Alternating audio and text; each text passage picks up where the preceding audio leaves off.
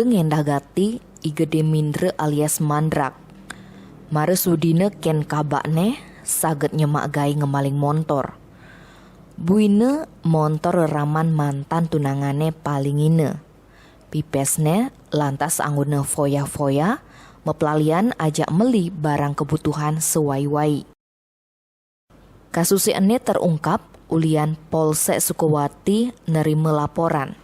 Ada ane kelangan sepeda motor Scoopy warna selem di Banjar Chandra Asri, Desa Batu Bulan, Kecamatan Sukawati, Gianyar.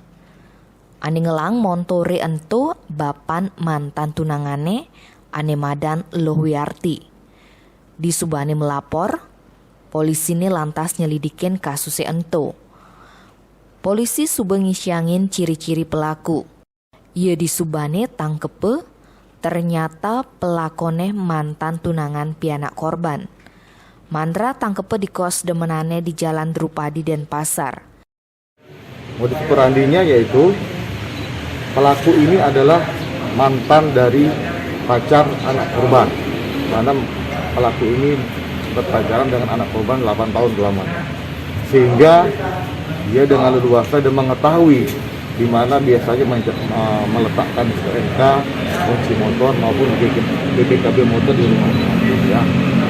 Kemudian karena sudah tidak pacaran lagi, ada niat jelek dari pelaku mengajak temannya untuk memasuki rumah tersebut, ya, mengambil kunci STNK, BPKB dan motor yang ada di parkir rumah.